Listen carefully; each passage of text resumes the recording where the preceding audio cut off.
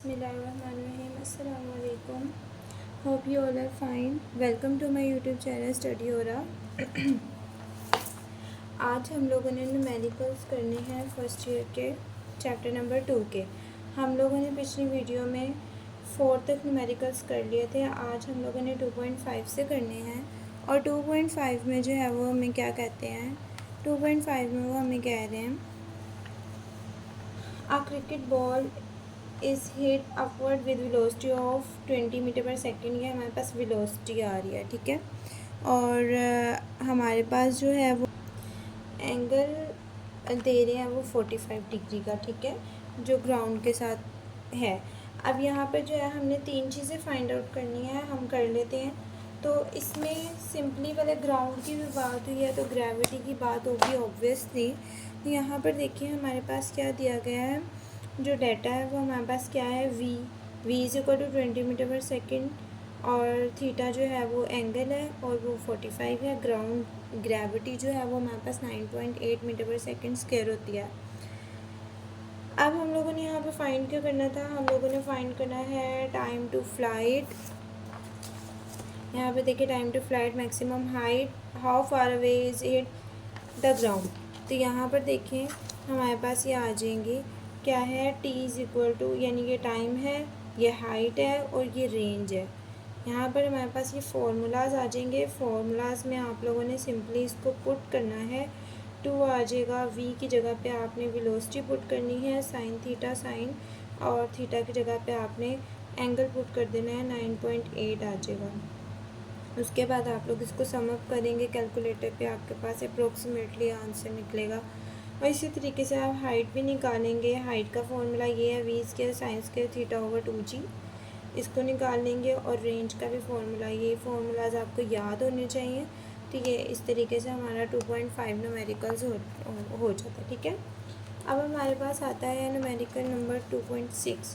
2.6 में कहते हैं a 20 gram ball it's the wall और squash court with a constant force of 15 newton. अब यहाँ पर जो है एक बॉल की बात की गई है जो हिट कर रही है, ठीक है, वॉल को। तो यहाँ पे ऑब्वियसली ये बॉल की बात है तो यानी कि ये मैस की बात हो रही है। और यहाँ पर फोर्स की बात है तो 15 न्यूटन फोर्स है।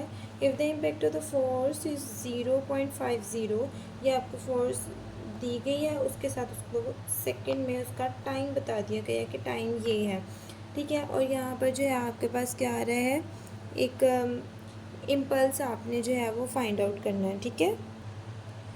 तो आप लोग इम्पल्स फाइंड आउट करेंगे तो इम्पल्स फाइंड आउट करके आंसर निकालेंगे। और वो कैसे आएगा, इम्पल्स का फॉर्मूला आपको पता है, मैस लगाएंगे, एफ फोर्स आ जाएगी, टी टाइम आ जाएगा। इम्पल्स का फॉर्मूला होता है एफ इंटू टी। सिंपली आपने उसमें पुट करना है, ये निगलेक्ट हो जाएगा मैस इसका, और इम्पल्स आपके पास 25 न्यूटन सेकेंड आंसर आ जाएगा। Now we will move on 2.7। 2.7 में वो क्या कहते हैं, a ball is kick by a footballer, the average force on the ball is 240 newton, ठीक है। यहाँ पर impact last for time interval of 0.25, यहाँ पे भी टाइम आ गया है, यहाँ पे मैस आ रहा है। तो हम ऐसे ही पुट करेंगे इसको। देखें एफ़ आ गया, टी भी आ गया। Change in momentum, change in direction का मतलब है हमारे पास क्या है कि हम लोगों ने चेंज इन डायरेक्शन फाइंड करनी है। तो चेंज इन मोमेंटम क्या होता है डायरेक्शन में, delta P. P momentum show करता है तो डेल्टा लगाने से चेंज होता है।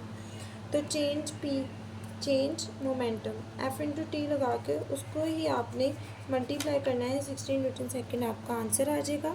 यहाँ पे 2.7 आपके कंप्लीट हो गए। नाउ 2.8।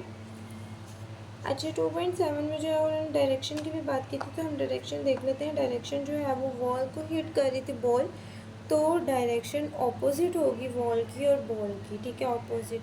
लेकिन फोर्स है वो सेम ही रहेगी क्योंकि आप फोर्स सेम अप्लाई कर रहे हैं सेम डायरेक्शन में, तो ठीक है। तो ये आपके पास direction is the same as the force applied आएगी, ठीक है। 2.8 की बात करते हैं तो 2.8 में हमारे पास क्या है, 2.8 न्यूमेरिकल में वो हमें कहते हैं an aeroplane is moving horizontal at the speed of 200 metre per second at the height of the 8 kilometre, ठीक है। अब आपके पास जो है यहाँ पर क्या आ गया है, एक एरोप्लेन है जो हॉरिजॉन्टली मूव कर रहा है, उसकी स्पीड 200 मीटर पर सेकेंड है। तो स्पीड का मतलब वेलोसिटी ही हम यहाँ पे लेंगे, ठीक है। अब यहाँ पर हाइट की भी बात की गई है उन्होंने। आगे find the horizontal distance from the target eight which the should be released. अब हॉरिजॉन्टल डिस्टेंस भी हमने इसके अंदर फाइंड आउट करना है।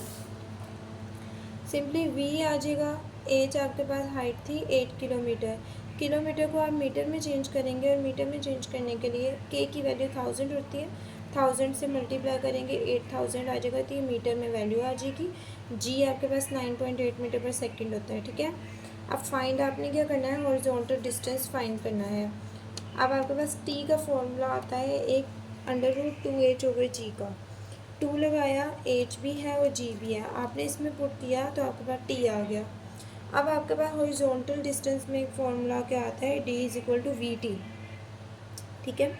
तो d = vt होता है, तो d आपने ऐसे रहने दिया, v की भी वैल्यू है और t की वैल्यू आपने फाइंड आउट की थी, इसको मल्टीप्लाई करवाएंगे तो 8080 मीटर आएगा।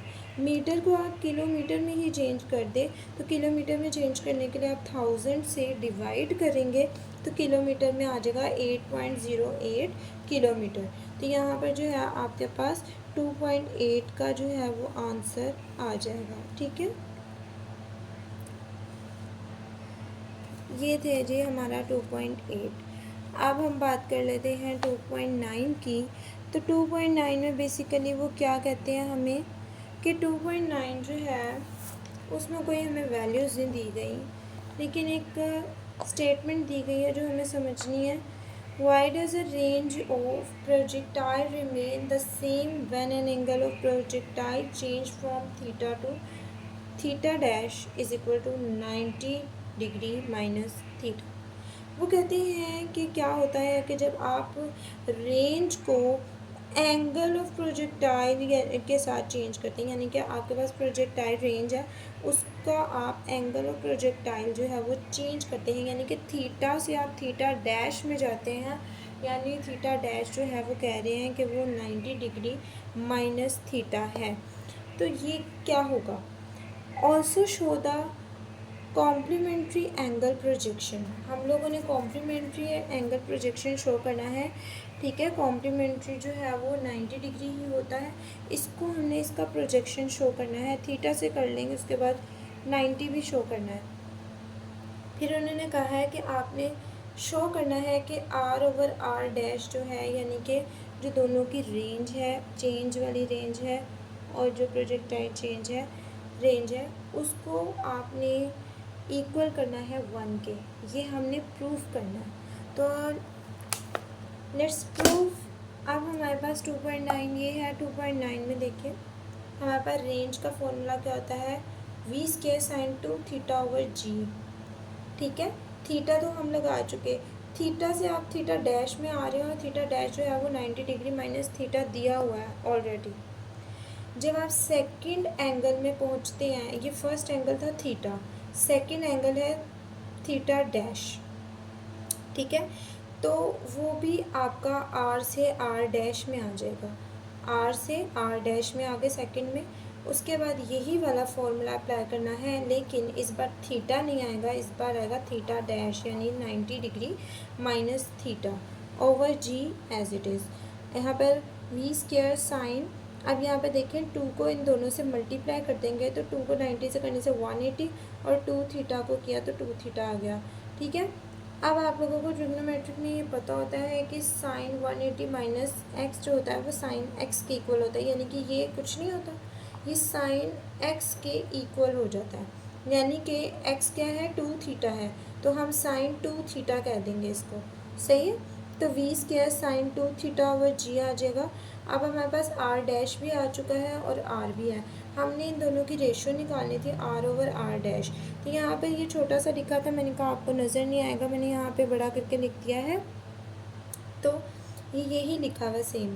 तो v² sin 2θ/g r की वैल्यू और ये वाली, और r डैश की वैल्यू जो थी वो हमारे पास ये थी, ये भी हमने पुट कर दी, सेम वैल्यूज़ हैं। तो सेम को जब आप कैंसिल आउट करते हैं तो यहाँ पर आपके पास आता है 1, तो यहाँ पे आपके पास 1 आंसर आ गया। तो आपका प्रूव हो गया कि R/R' जो है वो इक्वल टू 1 है।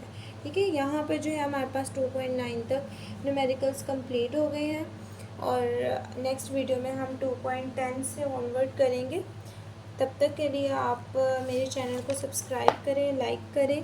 आप लोगों को टाइम पे वीडियोस मिलती रहेंगी। ओके, थैंक यू, अल्लाह हाफिज़, बाय बाय।